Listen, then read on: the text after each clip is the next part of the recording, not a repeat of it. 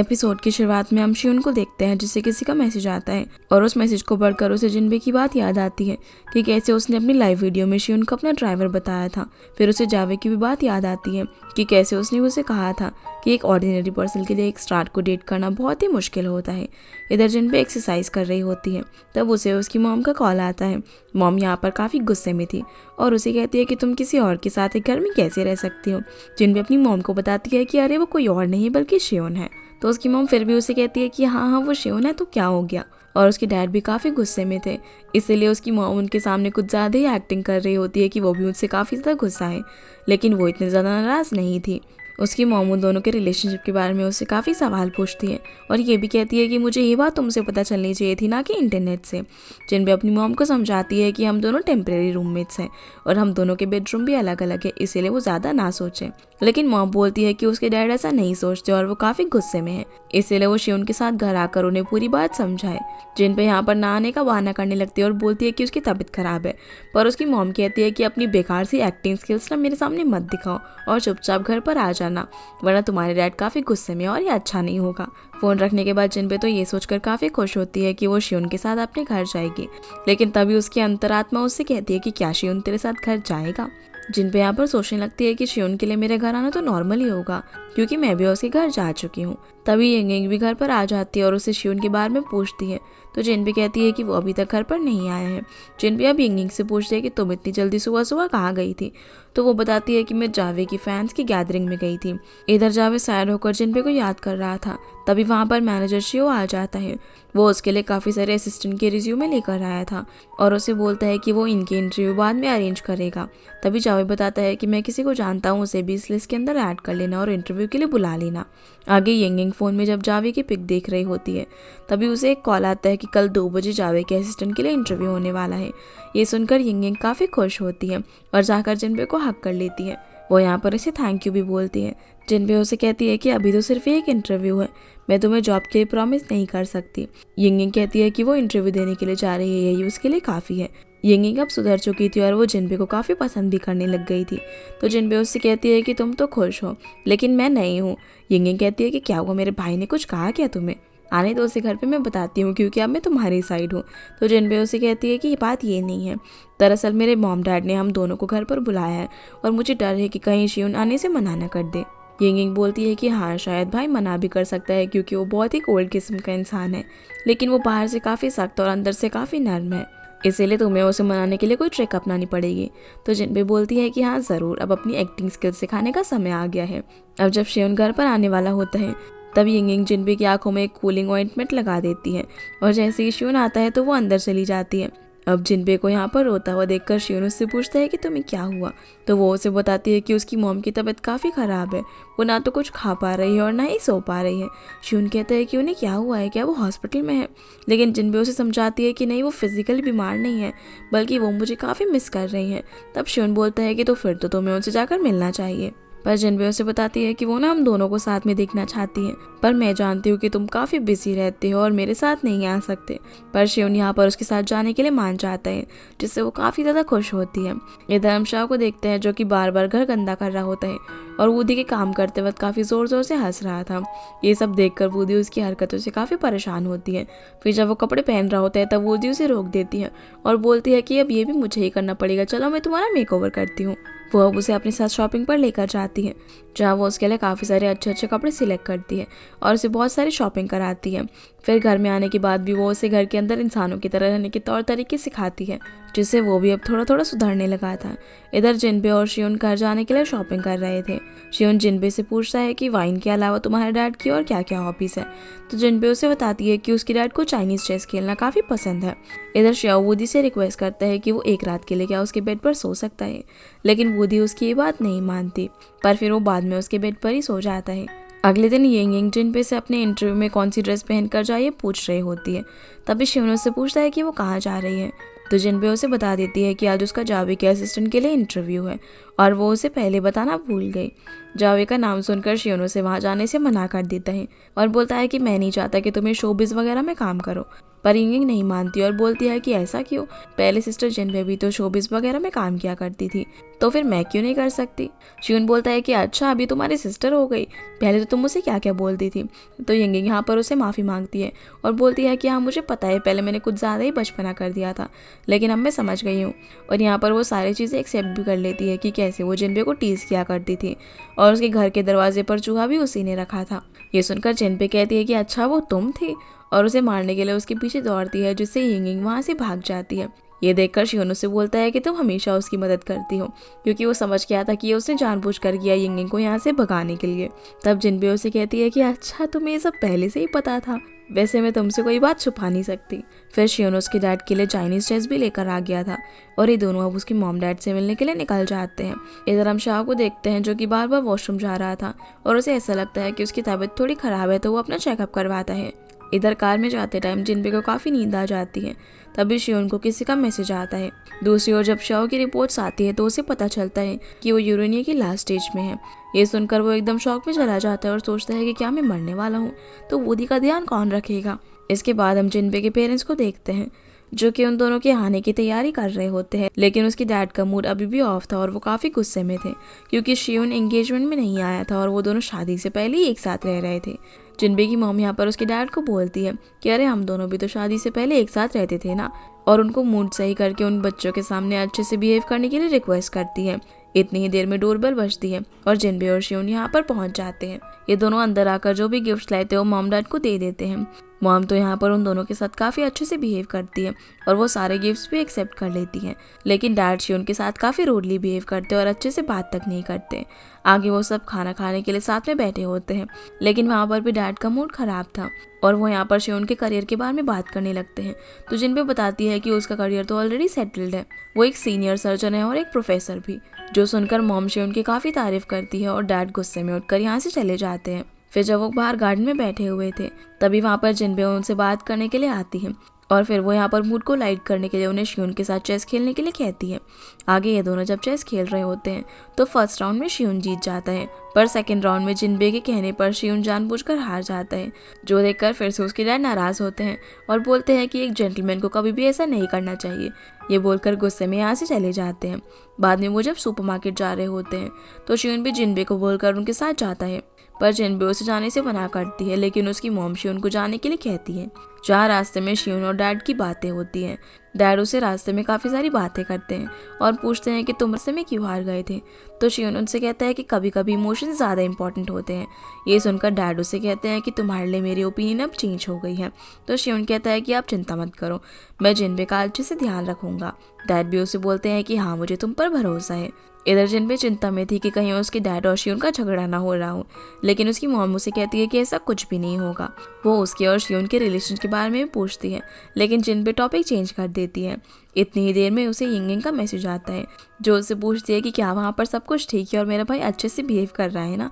तो वो उसे कहती है कि हाँ सब कुछ ठीक है, और फिर वो उससे उसके इंटरव्यू के बारे में पूछती है। तो यिंग उसे बताती है कि अभी इंटरव्यू स्टार्ट नहीं हुआ है और यहाँ पर काफ़ी सारे कैंडिडेट्स भी आए हुए हैं, लेकिन मैं बिल्कुल भी नर्वस नहीं हूँ। तब यहाँ से जावे गुजर रहा होता है जो कि यिंग को गेम खेलता हुआ देख लेता है। इसके बाद इंटरव्यू स्टार्ट होता है और जब यिंग की बारी आती है तो वो अपने बारे में सभी को बताती है। जावे उससे पूछता है कि तुम इंटरव्यू से पहले गेम क्यों खेल रही थी, क्या तुम इस इंटरव्यू को बिल्कुल भी सीरियस नहीं लेती, और क्या तुम्हें ऐसा लग रहा था कि ये जॉब तुम्हें जान पहचान की वजह से आसानी से मिल जाएगी। पर यिंग उसे बोलती है कि ऐसा बिल्कुल भी नहीं है। वो यहाँ पर जावे को बताती है कि मैं आपको बहुत ज़्यादा फॉलो करती हूँ और मैंने सुना है कि आप जब भी थोड़े नर्वस होते हैं तो खुद को रिलैक्स करने के लिए गेम खेलते हैं, इसलिए मैं अभी आपको ही फॉलो कर रही थी। यहाँ पर वो उसे बताने लगती है कि उसे उसकी हर एक चीज़ के बारे में पता है कि उसे खाने में क्या पसंद है और क्या नहीं, और भी उसकी काफ़ी सारी चीज़ें, उसकी हॉबीज़ वगैरह सब कुछ। हालांकि उसे असिस्टेंट बनने का कुछ भी एक्सपीरियंस नहीं है, लेकिन अगर उसे ये जॉब मिलती है तो जावे को उसे ये सब कुछ बताना नहीं पड़ेगा कि उसे क्या पसंद है और क्या नहीं। जो सारी चीज़ें सुनकर वहाँ बैठे सभी लोग इम्प्रेस हो जाते हैं। आगे शियोन और जिनबे के डैड घर पर वापस आ जाते हैं और उन दोनों के बीच सब कुछ ठीक हो चुका था। ये देखकर जिनबे और उसकी मॉम काफ़ी खुश होते हैं। ये दोनों अब काफ़ी सारे खाने का सामान लेकर आए हुए थे और सब मिलकर डिसाइड करते हैं कि वो बाकी रिलेटिव्स को भी डिनर के लिए इनवाइट करेंगे। शियोन यहाँ पर डैड की सामान रखने में मदद करवा रहा होता है, तभी उसे वापस से एक अननोन नंबर से मैसेज आता है कि तुम्हारे लिए तुम्हारी फियांसे की कुछ न्यूज़ है। जो सुनकर शियोन शॉक हो जाता है। लेकिन शियोन फिलहाल उस मैसेज को इग्नोर करके डैड की हेल्प करने लग जाता है। पर थोड़ी देर बाद उसे वापस से उसी नंबर से मैसेज आता है, जिसे देखने के लिए वो बाहर जाता है, जहाँ पर उसे मैसेज के अंदर एक वीडियो आया हुआ था, जिसे वो ओपन करता है तो उसमें जिनबे और वूडी होते हैं और जिनबे शियोन को कैसे डंप करेगी वो ये बात वूडी को बता रही होती है। लेकिन इसमें सिर्फ आधी रिकॉर्डिंग थी। जो ये सब देखकर शियोन काफ़ी शॉक रह जाता है। अब यहाँ पर उसे जिनबे की सारी चीज़ें याद आने लगती हैं कि कैसे उसने उसके साथ बिहेव करा था और उस लाइव वीडियो में सबके सामने अपना ड्राइवर बताया था। जावे की भी बात उसे फिर से याद आ जाती है और उसी वक्त उसे शाओ का कॉल आता है, जो उसे कहता है कि कुछ इमरजेंसी है, इसीलिए तुम्हें हॉस्पिटल में आना होगा। पर तभी उसे याद आता है कि अरे वो तो जिनबे के साथ उसके मॉम डैड के घर गया हुआ है, इसलिए वो उसे कहता है कि मैं किसी और को बुला लूँगा। इधर मॉम अपने रिलेटिव्स को कॉल लगाकर डिनर पर इनवाइट कर रही होती है। तभी शियोन वहाँ पर आ जाता है और जिनबे उसके पास जाती है, पर शियोन कहता है कि हॉस्पिटल में कुछ इमरजेंसी हो गई है, इसीलिए उसे वहाँ पर जाना होगा। ये कहकर वो यहाँ से निकल जाता है। जिनबे उसे रोकने के लिए भी जाती है, लेकिन डैड कहते हैं कि उसे जाने दो। जिनबे यहाँ पर शियोन का ऐसा बिहेवियर देखकर काफ़ी सैड हो जाती है। इधर शियोन घर पहुँचता है और उसका मूड बहुत ही ज़्यादा ख़राब था। वो दरवाज़ा बंद करके स्टडी रूम में चला जाता है। यिंग भी देखती है कि भाई का मूड तो बिल्कुल भी ठीक नहीं है। जिनबे यहाँ पर शियोन को कॉल भी करती है, लेकिन वो उसका कॉल रिसीव नहीं करता। तभी जिनबे की मॉम उसे खाना खाने के लिए बुलाती है, लेकिन वो आने से मना कर देती है। इधर मॉम सोच रही होती है कि ज़रूर कुछ ना कुछ तो गलत हुआ है, लेकिन डैड उन्हें ज़्यादा सोचने से मना कर देते हैं। फिर बाद में जिनबे शियोन को मैसेज भी करती है कि क्या तुम बिज़ी हो, और इतनी देर में जिनबे के फ़ोन की रिंगटोन बजती है। वो सोचती है कि शायद शियोन ने उसे कॉल किया होगा, लेकिन ये तो वूडी थी। वूडी यहाँ पर उसे बात करते हुए कहती है कि तुम्हारी आवाज़ कुछ ठीक नहीं लग रही है, तुम्हें क्या हुआ है। पर जिनबे उसे कॉल करने का कारण पूछती है, तो वो उसे बताती है कि मैं तुम्हें रिमाइंड कराने के लिए कॉल करा है कि कल लव फॉर लाइफ वेबसाइट के लिए प्रेस कॉन्फ्रेंस है। जिनबे कहती है कि मैं तो भूल ही गई थी। जिसके बाद हम शाओ और वूडी को घर में देखते हैं, जहाँ पर वूडी उससे पूछती है कि क्या नहाने के बाद तुमने वॉशरूम क्लीन करा, तो शाओ हाँ बोलता है। पर वूडी को उस पर यकीन नहीं होता, इसीलिए वो खुद ही वॉशरूम चेक करने के लिए जाती है और वहाँ सब कुछ क्लीन देखकर वो एकदम शॉक रह जाती है। वूडी उसे जाकर बोलती है कि कुछ तो गलत हो रहा है, तुम ठीक तो हो ना। शाओ से बोलता है कि मैं एकदम नॉर्मल हूँ और अब मैं समझ चुका हूँ, इसलिए मैं तुम्हारी सारी बातों को मानता हूँ। लेकिन वूडी को अभी भी यकीन नहीं हो रहा था कि इतना जल्दी वो कैसे चेंज हो सकता है। सीन अब यिंग पर आता है, जो कि अपने फर्स्ट डे काम पर जाती है और वहाँ जीतोंग आती है। जीतोंग उससे पूछती है कि जावे कहाँ पर है, तो वो उसे बता देती है कि वो रिकॉर्डिंग टीचर के साथ है। तब जीतोंग उसे कहती है कि क्या तुम जावे की न्यू असिस्टेंट हो, जिसे जिनबे ने रिकमेंड किया था, जिस पर यिंग हाँ बोलती है। जीतोंग उसे बोलती है कि तुमने अभी तक अपने बॉस के लिए कॉफ़ी क्यों नहीं मंगवाई। तब यिंग कॉफ़ी लेने के लिए जाती है, लेकिन जीतोंग उसे बोलती है कि वो आइस्ड अमेरिकानो पीता है, ना कि कैपेचिनो। इंटरनेट की सारी इन्फॉर्मेशन सही नहीं होती और उससे अपने लिए भी कॉफ़ी मंगवाती है। यिंग अब जब जीतोंग के लिए कॉफ़ी लेकर आती है, तो वो उसे चेंज करने के लिए भेज देती है और बोलती है कि मैंने हॉट कॉफ़ी मांगी थी, ना कि आइस्ड। अब यिंग जब कॉफ़ी चेंज कर आती है, तब वो जावे से टकरा जाती है और उसे सॉरी कहती है। जावे कहता है कि तुम इतनी केयरलेस कैसे हो और कहाँ जा रही हो। तब यिंग जीतोंग की सारी बातें उसे बताने लगती है और जावे को गुस्सा आ जाता है। वो जीतोंग से कहता है कि ये सब काम तुम अपनी असिस्टेंट से करवाओ, ना कि मेरी असिस्टेंट से। फिर इन लोगों को शूटिंग के लिए बुला लिया जाता है। उधर जिनबे शियोन को कॉल और मैसेज करती है, लेकिन उसका कोई भी रिस्पॉन्स नहीं आता। अब उसके अंतरात्मा उसे कहती है कि शियोन ने ना तुम्हें अपने दिल से निकाल दिया है। और इतनी देर में वहाँ पर वूडी उसे प्रेस कॉन्फ्रेंस में लेने के लिए आ जाती है। वूडी उसे वार्न करती है कि तुम्हें अपने रिलेशनशिप स्टेटस के बारे में वहाँ पर सिंगल ही बताना है। तब जिनबे उसे कहती है कि मैं वैसे भी सिंगल ही हूँ। जिनबे की ये बात सुनकर वूडी सोचती है कि आखिर जिनबे को क्या हुआ है। आगे शियोन अपने पेशेंट को देख रहा होता है। तभी वहाँ पर टीवी में जिनबे की प्रेस कॉन्फ्रेंस हो रही होती है और वो रिपोर्टर्स के सारे सवालों के जवाब देती है। एक रिपोर्टर उससे उसके बॉयफ्रेंड के बारे में पूछती है, लेकिन जिनबे वहाँ सबसे कह देती है कि मैं सिंगल हूँ। ये सुनकर शियोन और ज़्यादा सैड हो जाता है। तभी शियोन के पास एक डॉक्टर आता है और उसे कहता है कि माउंटेन्स पर जाने के लिए आज एक मेडिकल टीम आफ्टरनून में निकल रही है और डायरेक्टर किसी वजह से वहाँ पर नहीं जा पाएंगे। तब शियोन वहाँ पर जाने के लिए तुरंत मान जाता है। इसके बाद हम जावे को देखते हैं, जो जब गेम खेल रहा होता है। तब यिंग उसे सॉरी बोलती है और कहती है कि आज फर्स्ट डे में मैंने सब कुछ मिसअप कर दिया। पर जावे उसे बोलता है कोई बात नहीं। इसके बाद सीन जिनबे पर आता है, जो कि शियोन के घर जाती है, लेकिन वो वहाँ पर नहीं होता। तब यिंग भी वहाँ पर आ जाती है। जिनबे उसे शियोन के बारे में पूछती है, तो उसे पता चलता है कि वो हॉस्पिटल के काम से माउंटेन्स पर जाना पड़ा। जिनबे उससे पूछती है कि क्या शियोन ने उसे उसके बारे में पूछा, लेकिन यिंग मना कर देती है। तभी जिनबे अपना सामान पैक करके अपने घर चली जाती है। घर जाकर वो काफ़ी ड्रिंक करती है और वूडी को सब कुछ बताती है कि शियोन उसके साथ कैसे बिहेव कर रहा है।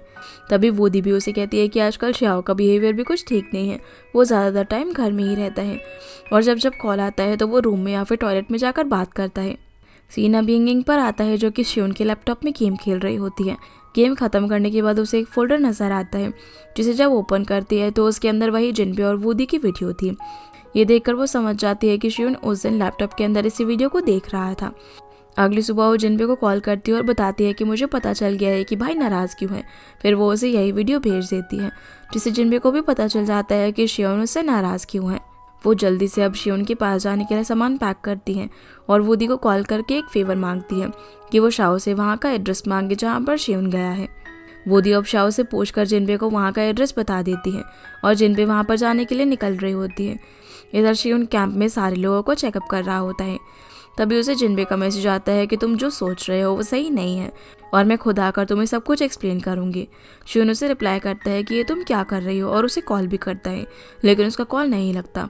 तभी वो चिंता करने लगता है कि बारिश आने वाली है। अगर जिनबे यहाँ पर आई तो उसके लिए काफ़ी खतरा हो सकता है क्योंकि पहाड़ों में बारिश होने की वजह से पहले से ही काफ़ी बुरा हाल था।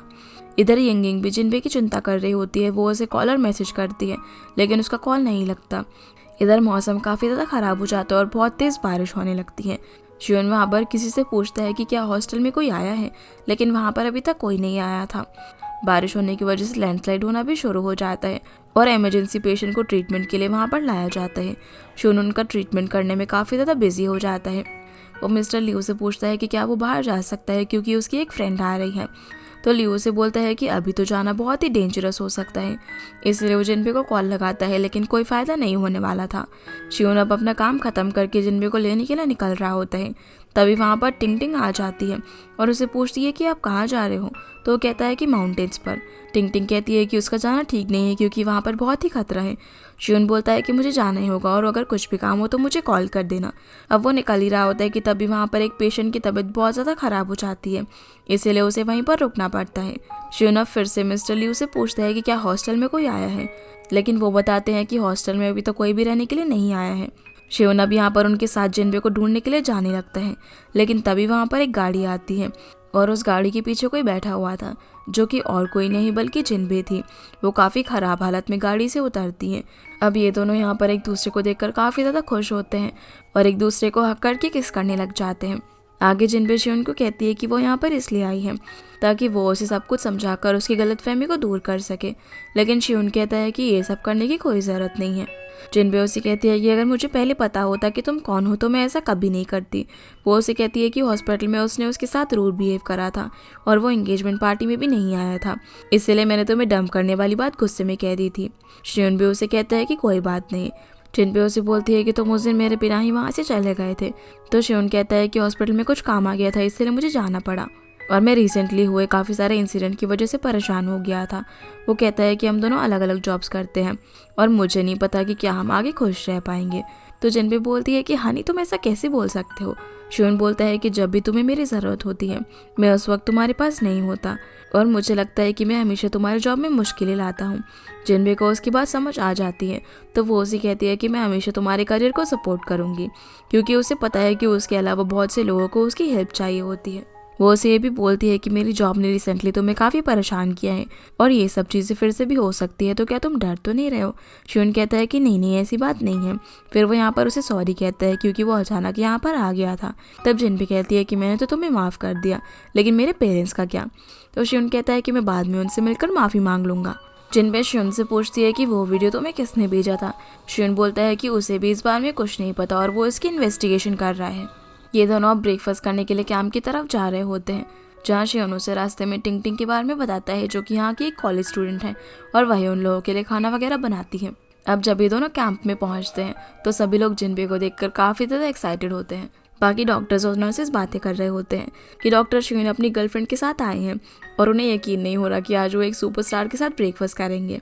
तभी टिंग टिंग सबसे बोलती है कि उन लोगों ने काफ़ी हार्ड वर्क किया है, इसलिए अब उन्हें ब्रेकफास्ट कर लेना चाहिए। सभी लोग अब ब्रेकफास्ट करने के लिए बैठ जाते हैं और यहाँ पर टिंग टिंग शियोन को एक एक्स्ट्रा बॉइल्ड एग देती है क्योंकि उसने काफ़ी हार्ड वर्क किया था, लेकिन शियोन वो एग जिनबे को खाने के लिए दे देता है और उसे कहता है कि मुझे इतनी भूख नहीं है, ये तुम खा लो। लेकिन टिंग को ये चीज़ बिल्कुल भी पसंद नहीं आती और वो सैड होकर यहाँ से चली जाती है। जिनबे भी यहाँ पर शिवन से यही बोलती है कि ये तो तुम्हारे लिए उस लड़की ने दिया है, अगर मैं इसे खा लूंगी तो शायद ये अच्छी बात नहीं होगी। लेकिन शिवन कहता है कि नहीं, ऐसी कोई बात नहीं है। दूसरी तरफ जब बूदी सुबह उठती है तो देखती है कि शाओ से बिना बताए कहीं पर जा रहा है। वो उसका पीछा करते हुए जूली के रेस्टोरेंट में पहुंच जाती है।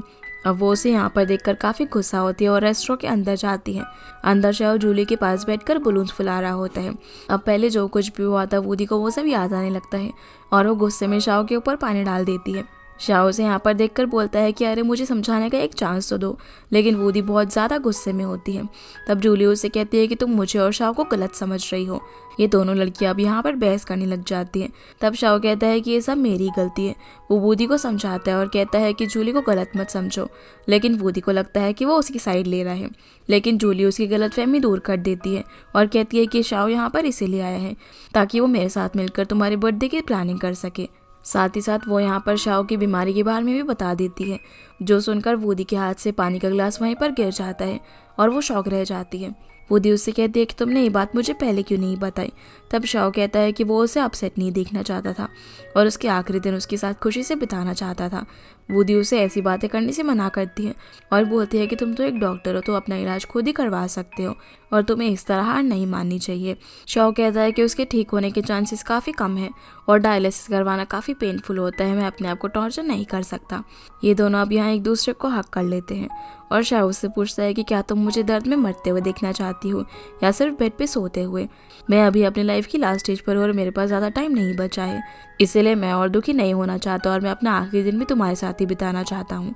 जो सुनकर बूदी उससे पूछती है कि क्या तुम्हारी कोई विश है जो मैं पूरी कर सकूँ, और तुम चिंता मत करो, मैं हमेशा तुम्हारे साथ हूँ। दूसरी ओर टिंग शिवन से पूछती है कि क्या जिनबे तुम्हारी गर्लफ्रेंड है। तब शिवन उसे कहता है कि वो मेरे फियांसे हैं। टिंग कहती है कि वो तुम्हारी बहुत ही केयर करती है, तो शिवन हाँ बोलता है। टिंग कहती है कि वो एक सुपरस्टार होते हुए भी इतना लंबा सफ़र तय करके अपनी लाइफ को खतरे में डालकर सिर्फ तुम्हारे लिए यहाँ पर इस छोटे से विलेज में आई, और अगर ऐसे ही कोई तुम्हारी केयर करना पसंद करता है और अपनी जान को खतरे में डाल रहा हो तो। शिवन उसकी ये बात सुन तो लेता है लेकिन कोई जवाब नहीं देता। इधर जिनबे जब बाकी नर्सेस के साथ होती है तब वो लोग जिनबे से उसकी लव स्टोरी के बारे में पूछती हैं, जिसके बाद हम यिंग को देखते हैं जो जब लंच कर रही होती है तभी वहाँ पर जीतोंग और उसकी असिस्टेंट आती है जो कि उसे किसी और रूम में लंच करने के लिए कहती है, इसलिए यिंग वहाँ से चली जाती है। बाहर यिंग को जावे मिलता है जो उससे पूछता है कि क्या हुआ, तुम कहाँ जा रही हो। तो वो उसे बता देती है कि अंदर जीतोंग है, जिससे वो समझ जाता है और वो उसे अपने साथ लंच पर चलने के लिए बोलता है। इधर जिनबे और शिवन जब हॉस्टल में होते हैं तभी वहाँ पर मिस्टर लिऊ आ जाते हैं और उन्हें बताते हैं कि टिंग कहीं पर चली गई, वो अभी तक वापस नहीं आई। जो सुनकर जिनबे शिवन को साइड में लेकर जाती है और उससे पूछती है कि क्या तुमने टिंग को दिन में देखा था और क्या उसने तुमसे कुछ कहा था। तब शिवन उसे बता देता है कि हाँ, उसने मुझसे तुम्हारे और मेरे बारे में बातें की थी और उसे सारी बातें बता देता है। शिवन उसे ये भी कहता है कि मैंने उसे बोला था कि मेरी लाइफ में जिनबे की जगह और कोई नहीं ले सकता। ये सुनकर जिनबे कहती है कि मैं बहुत खुश हूँ कि तुमने मेरे लिए ऐसा कहा, लेकिन तुम्हारी बातों से टिंग अपसेट हो गई क्योंकि वो तुम्हें पसंद करती है और मुझे डर है कि कहीं उसने अपने साथ कुछ गलत ना कर लिया हो। शिवन के कहने पर अब सभी लोग अलग अलग होकर टिंग को ढूंढने के लिए निकल जाते हैं, जहाँ बहुत ढूंढने पर भी टिंग उन्हें कहीं नहीं मिलती। उसे ढूंढते ढूंढते अब रात हो जाती है। तब जिनबे शिवन से कहती है कि मुझे यहाँ पर आना ही नहीं चाहिए था, मैं यहाँ पर आई इसीलिए ये सब हो रहा है। शिवन अब यहाँ पर बातों में उसे बताता है कि वो टिंग को पिछले 3 सालों से जानता है, जिस पर जिनबे कहती है कि मतलब वो तुम्हें पिछले 3 सालों से पसंद करती है और अब वो ये सच बर्दाश्त नहीं कर पा रही है कि मैं तुम्हारी फियांसे हूँ।